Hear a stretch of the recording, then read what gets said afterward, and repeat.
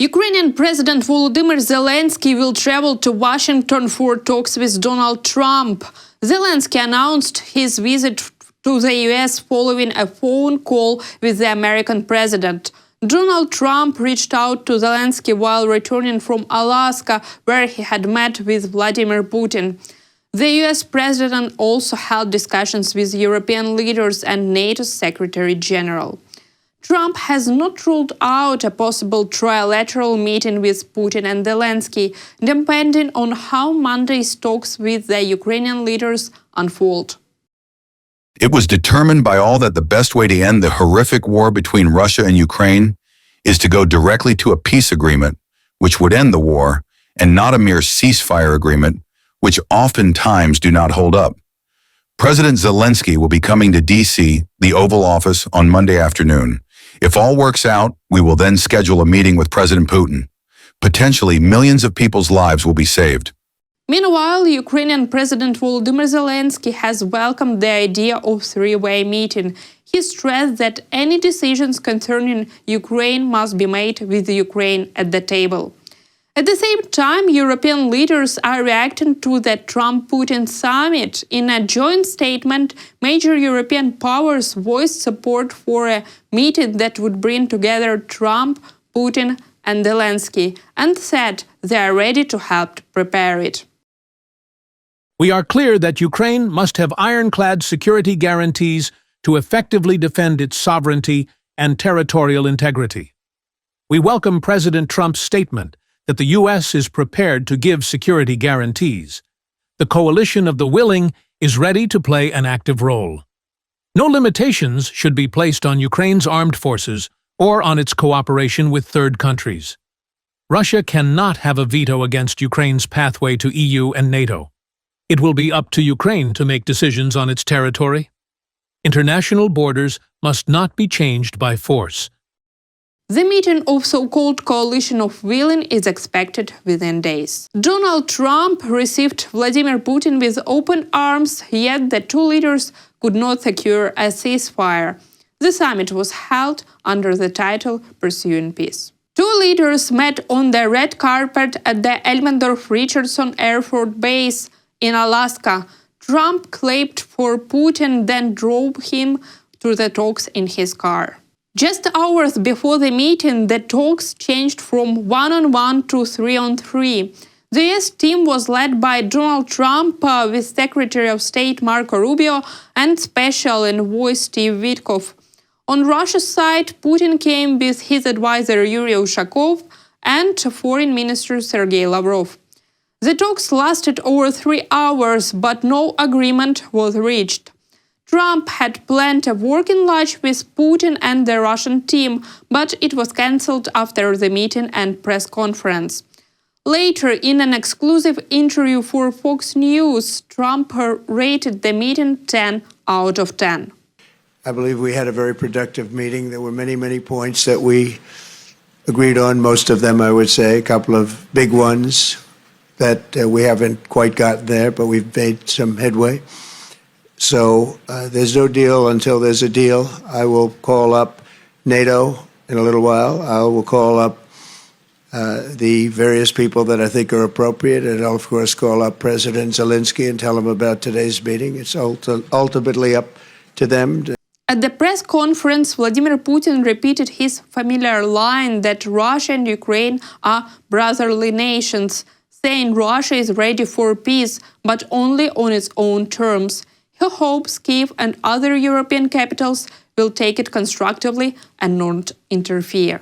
I agree with President Trump. He spoke about this today, that of course Ukraine's security must also be ensured. Of course, we are ready to work on this. I would like to hope that the understanding we have reached will allow us to get closer to that goal and open the way to peace in Ukraine. International media have already called the meeting a symbol of Putin stepping out of political isolation. At the press conference, he said that next time his meeting with Trump should be in Moscow. Trump, meanwhile, hopes to act as a mediator between Putin and Zelenskyy.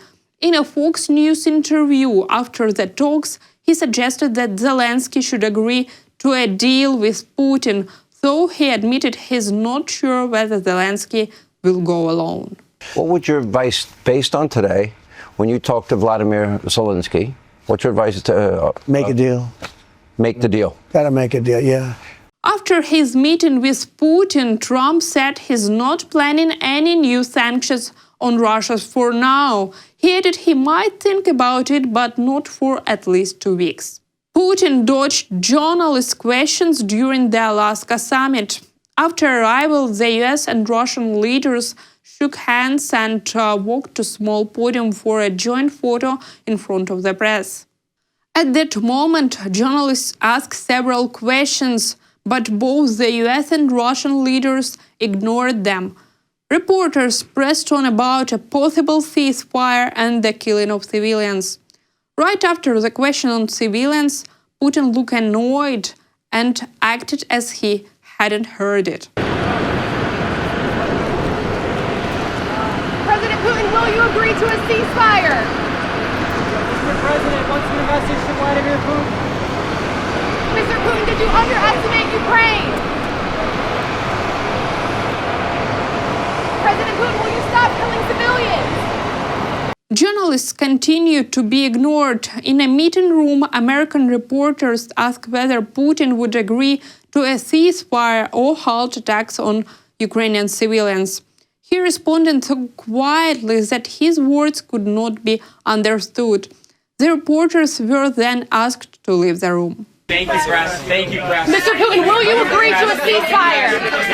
Mr. Putin, will you commit to not killing any more civilians? Thank you, press. Let's go. Come on, guys. Thank you, press.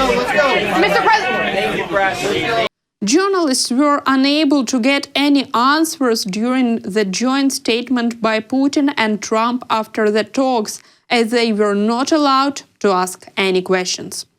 Later, Putin press secretary Dmitry Peskov said both leaders had made full statements, so it was decided that no questions would be taken at the press conference. The wife of the US President Melania Trump reportedly wrote a personal letter to Russian leader Vladimir Putin, urging action on Ukrainian children taken by Russian occupation forces. Reuters report this, citing unnamed White House officials. Officials did not reveal the full contents of the letter, only saying that it addressed the kidnapping of children in Ukraine as a result of the Russian invasion.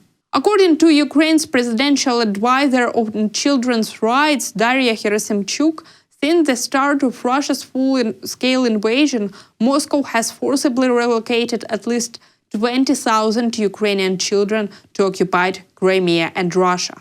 While Putin spoke about peace, Russia launched new attacks on Ukraine using drones and ballistic missiles. Overnight, on the 16th of August, as Putin and Trump held talks in Alaska, Russia hit Ukraine with a ballistic missile and sent 85 drones over the country. The Ukrainian Air Force managed to shoot down 61 enemy drones, including Shahed drones and various types of decoys over the north and east of the country. However, some drones hit areas near the Sumy, Donetsk, Chernihiv and Dnipropetrovsk regions. According to a local report, an enemy missile struck a 5-story building in Dobropilla in Donetsk region, but it didn't explode.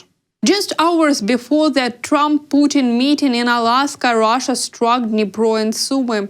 In Dnipro, a ballistic missile threat turned into an explosion that killed one man, injured another, damaged several vehicles, and sparked a fire. In Sumy, drones hit the central market, damaging around 20 stalls, but no casualties were reported. That's all for now. Share your thoughts in the comments and don't forget to subscribe. For the latest updates, follow our new X account, War and Politics 24. The link is in the video description.